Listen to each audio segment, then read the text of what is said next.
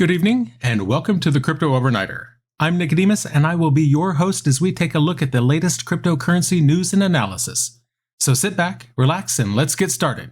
And remember, none of this is financial advice. And it's 10 p.m. Pacific on Tuesday, September 21st, 2023. Welcome back to the Crypto Overnighter, where we have no sponsors, no hidden agendas, and no BS. But we do have the news, so let's talk about that. Tonight, we're diving deep into the House Republicans' latest move against central bank digital currencies. We'll also unpack the turmoil surrounding JPEX in Hong Kong and what it means for global crypto regulation. GOP presidential hopeful Vivek Ramaswamy has some bold plans for crypto policy, and you'll want to hear them. Meanwhile, the Republic of Korea grapples with a significant offshore crypto stash, and PayPal pushes its stablecoin into Venmo. And don't go away, we have an update on the never-ending Mt. Gox saga.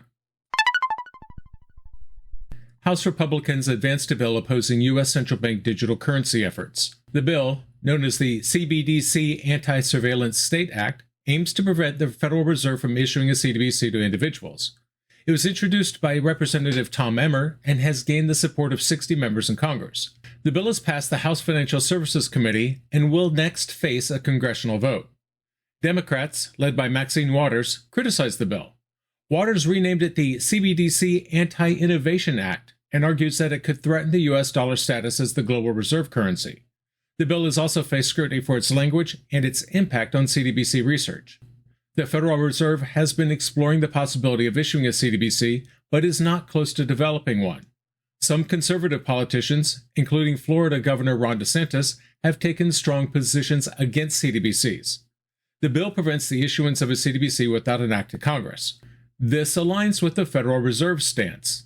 The committee rejected amendments to the bill and passed it, recommending it to the full House on a vote of 27-20.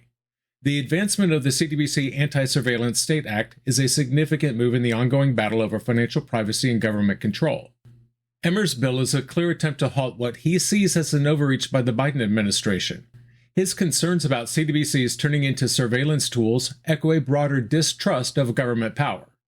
Maxine Waters' opposition to the bill highlights a divide, not just among politicians, but also in the nation. Her renaming of the bill to the CBDC Anti-Innovation Act suggests that Democrats see CBDCs as a potential innovation, not a threat. However, her stance could be seen as naive, especially when considering the potential for CBDCs to be used for mass surveillance, as is the case in China. The bill's passage through the House Financial Services Committee is a telling sign of the times. It reflects a growing skepticism about the role of centralized financial systems and a preference for decentralized solutions. The rejection of amendments to the bill, especially those that would allow the Federal Reserve to study the Chinese digital yuan, indicates a reluctance to even explore centralized digital currencies. All that said, I don't see it passing. I've said many times that when crypto becomes a left versus right issue, both sides lose. The same thing goes for CBDCs. This bill likely doesn't stand a chance of becoming law because I don't see it passing the Senate. As divided as Congress is, I don't see the two sides putting down their torches and pitchforks long enough to do some good for the country. From lawmakers playing defense against CBDCs in the US to a complete offensive on crypto exchanges in Hong Kong. Next up, the whirlwind around JPEX. And hey, if you want to stay ahead of such storms, hit that subscribe button. I said on X this morning that watching JPEX's destruction is kind of like watching FTX, but without the colorful personalities. No drama like Sam and Caroline. Yet, the JPEX global meltdown continues. Hong Kong authorities have blocked access to JPEX's website and mobile application. Now, last night we reported 8 individuals related to JPEX that have been detained by the Hong Kong police. That number is now up to 11. The Securities and Futures Commission in Hong Kong accused JPEX of making false statements and misleading the public. JPEX urged its users to use a VPN to bypass the block. The police have received 1,641 complaints against JPEX, involving assets worth around $152 million. What's more, JPEX is also applying to nullify its registration with the Australian Securities and Investment Commission. The company claims to hold no liabilities and said its assets do not exceed $1,000 Australian dollars. The JPEX saga underscores the risks and volatility in the crypto world. While the company's actions are under scrutiny, the regulatory bodies are not sitting idle either. The Hong Kong SFC's move to block JPEX's website and app are a clear message to crypto exchanges operating in a gray area.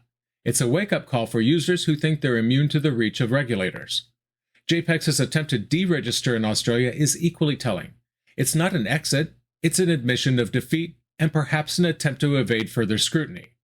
The raised withdrawal fees are a desperate move, almost like a sinking ship trying to take down as much as it can. The company's suggestion to use a VPN is a glaring admission that they're willing to bypass legal systems to keep their operations running. Is this a reflection of the broader crypto industry's attitude towards regulation and compliance? Just when you thought the 2024 presidential race could not get more interesting, it turns crypto. We're not talking about vague promises, we're talking about deadlines and policy frameworks.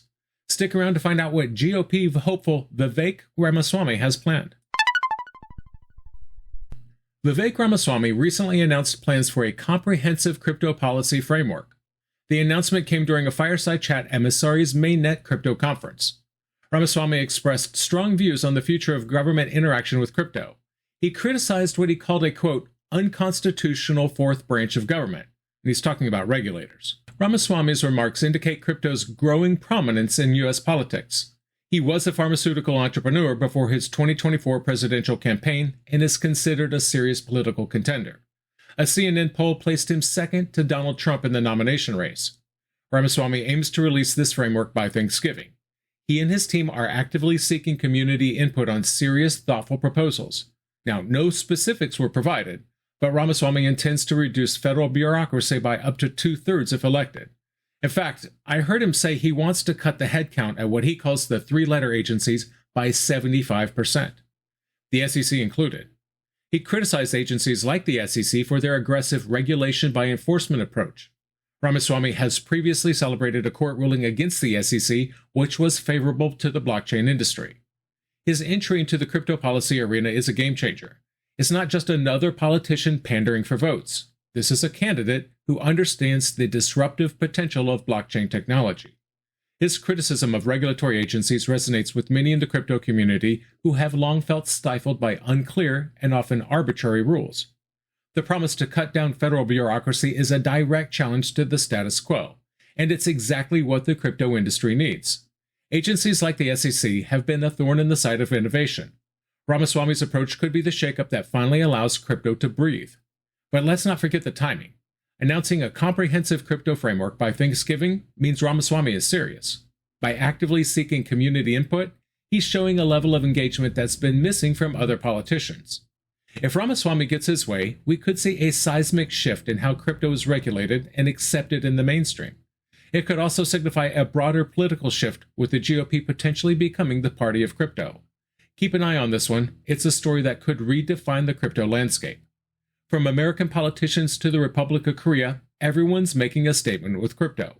But what happens when the government wants a piece of that digital pie? Let's delve into the ROK's offshore crypto dilemma.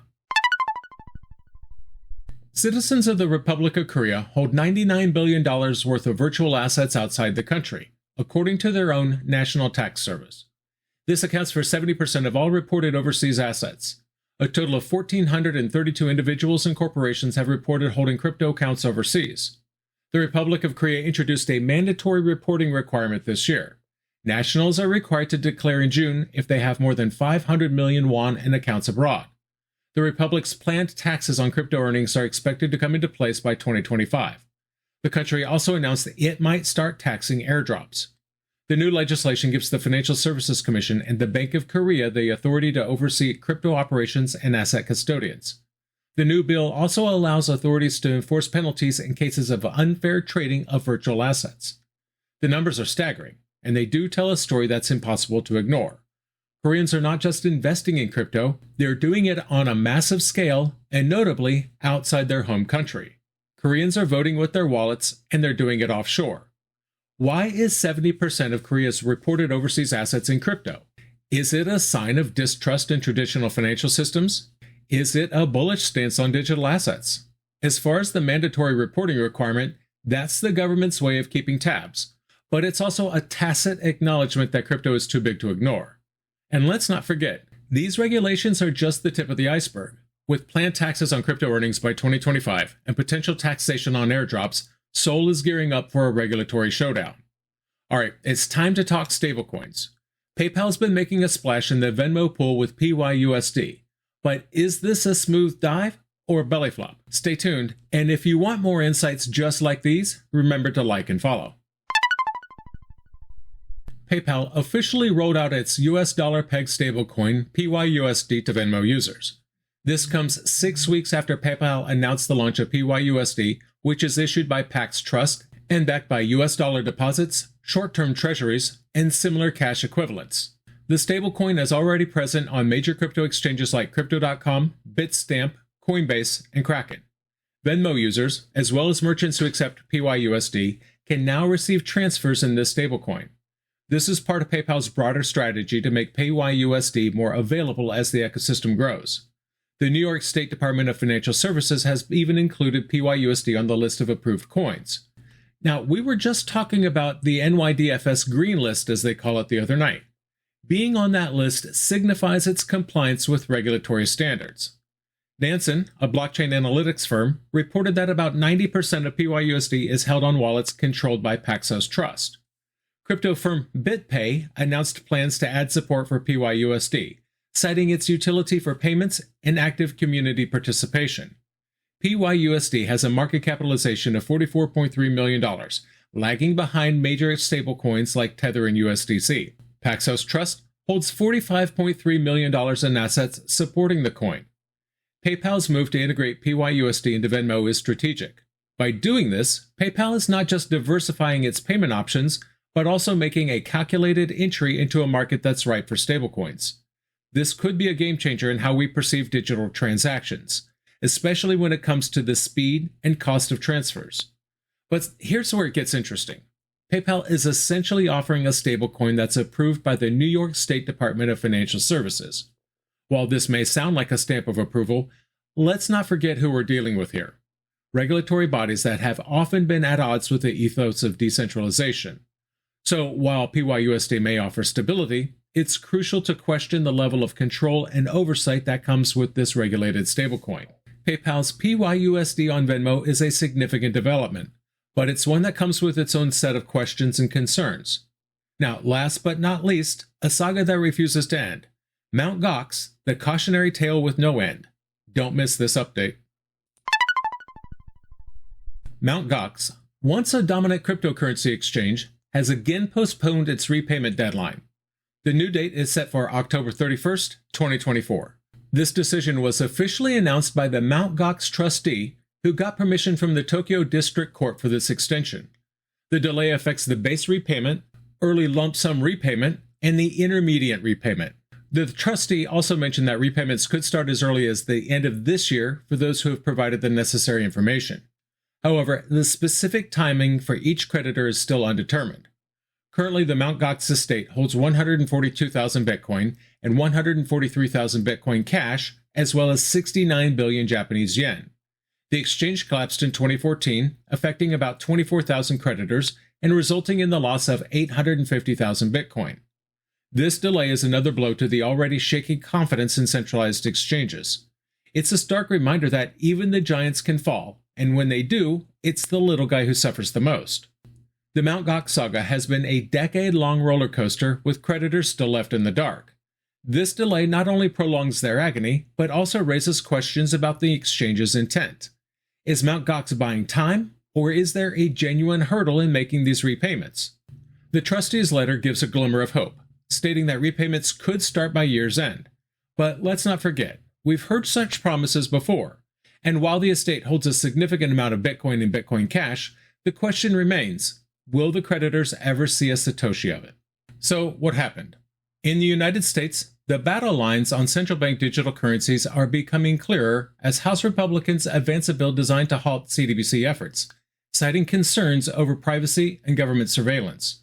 Across the Pacific, Hong Kong's JPEX faces a shutdown and legal turmoil, reminding us all to tread carefully in the crypto landscape. On the political front, GOP presidential hopeful Vivek Ramaswamy is setting the stage for a seismic shift in crypto policy. He's promising a shakeup that could redefine the government's relationship with digital assets. The Republic of Korea's large offshore crypto holdings indicate a strong sentiment against domestic policies, possibly leading to a regulatory reckoning. PayPal's PYUSD is now on Venmo, but this move raises questions about centralization and regulatory compliance. And finally, Mt. Gox has once again delayed repayments, adding another chapter to a cautionary tale that has already stretched on for nearly a decade. The overarching theme tonight is one of a global struggle between centralized authority and decentralized innovation, from House Republicans pushing back against CBDCs to Hong Kong's crackdown on JPEX, and from Ramaswamy's ambitious crypto policy to the ROK's offshore crypto dilemma. Every story tonight echoes this tension. The actions of these players, whether they're governments, corporations, or individuals, will determine the trajectory of crypto's future. Regulations could either nurture innovation or become roadblocks that stifle progress and limit your financial freedom. These incidents are shaping the world of digital assets. Whether it's political agendas, regulatory constraints, or market dynamics, each move impacts the entire crypto ecosystem, for better or worse. And that's going to do it for us tonight. I want to thank you, my listeners, because when you stop listening, I will stop talking. If you enjoyed tonight's show, then please like, follow, subscribe, leave a rating, or maybe a review. And in the meantime, we'll see you tomorrow night.